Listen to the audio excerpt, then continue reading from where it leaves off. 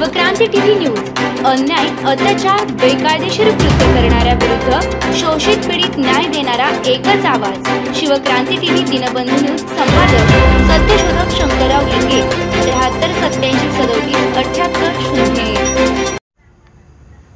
शरणगाथा क्रमशः 15। मधुवरस आणि शीलवंत या तिघांनाही हत्तीच्या पायाखाली देण्यात आलं। समतेच्या लढाईतले ते पहिले शहीद ठरले। विषमतेच्या धर्माच्या सैनिकांनी एकेका शरणाला वेचून वेचून ठार मारलं। रक्ताचं पाट वाहिले, वचन जाळण्यात आली, अनुभव मंटपाला आग लावण्यात आली।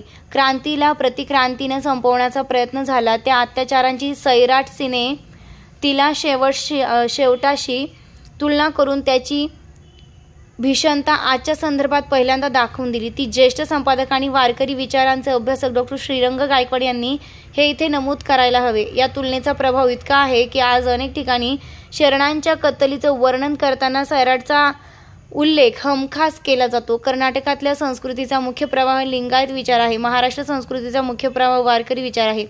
गेल्या 30-40 वर्षात झालेल्या अभ्यासाने या दोन्ही विधानांविषयीच्या शंका कुशंका दूर केलेल्या आहेत। या दोन्ही परंपरांचा सुटा विचार करता येतोच, तसा तो नेहमी केला जातोही, पण सुंदर वेणी बांधावी तसे हे दोन्ही विचार एकमेकांत गुंफले गेले आहेत।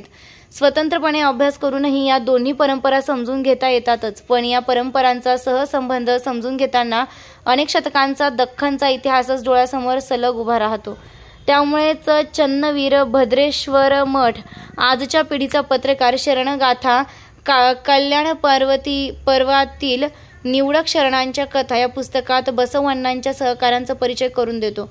तेव्हा त्याला आठवण होते की महाराष्ट्रातल्या वारकरी संत परंपरेतल्या मांदियाळीचीच।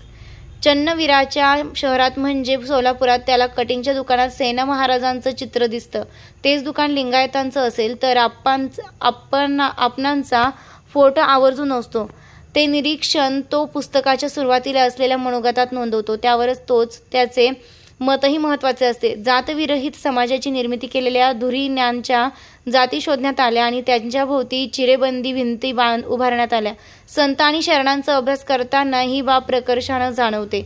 राज्याची निर्मिती ही भाषेच्या आधारावर करण्यामागे अनेक महान नेत्यांची सद्भावना आणि सहज पटण्यासारखी कारणे आहेत, पण त्यामुळे आज भाषेच्या अतिरेकी अस्मितेतून देशातले वेगवेगळ्या भाषा बोलणारे समाज आजवर कधीच नव्हते तेवढे दुरावलेले दिसतात।